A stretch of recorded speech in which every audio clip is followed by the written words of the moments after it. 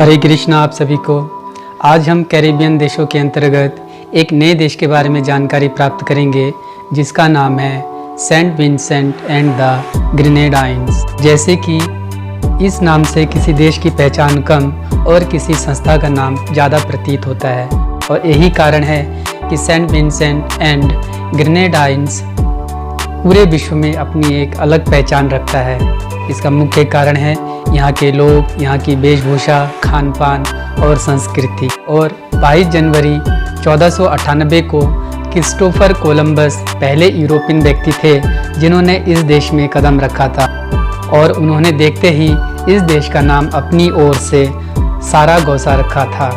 इस देश की जो मूल निवासी हैं वो कैरिब हैं, किंतु 16वीं शताब्दी से पहले यूरोपियन और अफ्रीकन लोगों के आने से पहले यहाँ पर विभिन्न समूहों में अमेरिंडियन लोग आते और जाते थे, और इसी आने और जाने के दौरान वे धीरे धीरे इस देश में बसने लगे, और वे ही इस देश के पहले बाहरी नागरिक थे, जिनमें सबसे ज़्यादा सिडनी, अरावक और कैरिब लोग शामिल थे।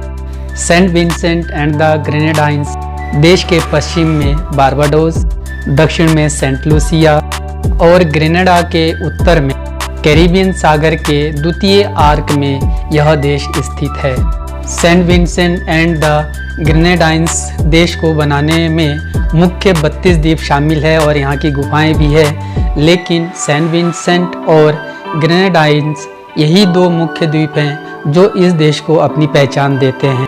Young Island, Mustique, Canouan, Bequia, Union Island, Mayreau, पेटिंट आइलैंड और पाम आइलैंड शामिल हैं। और इस 32 द्वीपों वाले देश में कई सारे छोटे बड़े ऊंची चोटियां हैं, और इन सब में सबसे जो ऊंची चोटी है उसका नाम ला सॉरियर है, जिसकी ऊंचाई 1234 मीटर है। और इसके अतिरिक्त यहाँ पर Richmond Mount, Mount Brisbane, Grand Bonhomme और माउंट सेंट एंड्रयू आदि मुख्य चोटियाँ हैं। Saint Vincent and the Grenadines की कुल क्षेत्रफल 389 वर्ग किलोमीटर है, यानी कि 389 स्क्वायर किलोमीटर है, और यह देश 27 अक्टूबर 1979 को ब्रिटिश रूल से आज़ाद होकर एक स्वतंत्र देश बना। इस देश में मुख्य रूप से उष्णकटिबंधीय जलवायु प्रदेश पाया जाता है। दिन के समय अधिकतम तापमान 34 डिग्री सेल्सियस है, और वहीं पर जो रात का न्यूनतम तापमान है वो मात्र 24 डिग्री सेंटीग्रेड है। और इस देश की जो सबसे लंबी नदी है उसका नाम कलनरी रिवर है।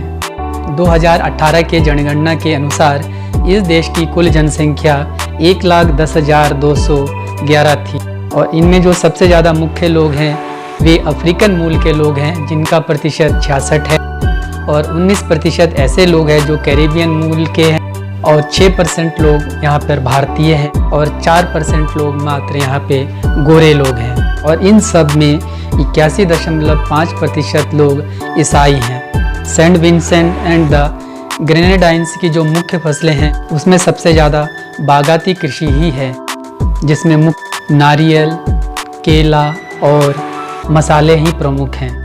और इस देश की जो राष्ट्रीय पक्षी है उसका नाम अमेजोना गिल्डिंगी पैरेट है, और यहाँ की जो राष्ट्रीय फूल है उसका नाम सोफियर ट्री है। इसके अतिरिक्त सूअर, गाय, भेड़, बकरी आदि भी यहाँ पे मुख्य रूप से पाले जाते हैं। इस देश में 5 वर्ष से 15 वर्ष तक के बच्चों को फ्री और अनिवार्य रूप से शिक्षा प्रदान की जाती है, और यहाँ का जो साक्षरता दर है वो मात्र 83.5%। और इस देश की जो मुख्य भाषा है वो अंग्रेजी है, लेकिन ज़्यादातर लोग विंसेटियन क्रियोल भाषा का ही प्रयोग करते हैं। Saint Vincent and the Grenadines की जो मुख्य पकवान है रोस्टेड ब्रेडफ्रूट और फ्राइड जैकफिश है। यह देश भी वेस्ट इंडीज़ क्रिकेट बोर्ड के अंतर्गत आता है, जिसके कारण यहाँ पर क्रिकेट भी बहुत ज़्यादा लोकप्रिय खेलों में से है। इसके अतिरिक्त यहाँ पर नेटबॉल, बास्केटबॉल, वॉलीबॉल आदि भी लोकप्रिय खेलों में से है।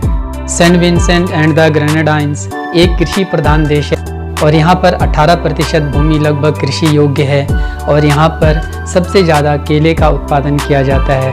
क्योंकि यहाँ पे आदर्श जलवायु होने के कारण केला जो है बड़े बड़े बागानों के रूप में इसका उत्पादन किया जाता है। और इसके बाद पर्यटन जो है मुख्य व्यवसायों में से एक है, क्योंकि इस देश की जो सबसे बड़ी आबादी वो पर्यटन पर ही निर्भर करती है, जिसका मुख्य कारण है यहाँ पर साफ सुथरे समुद्र किनारे और सफ़ेद रेत और प्राकृतिक रूप से हरा भरा देश है।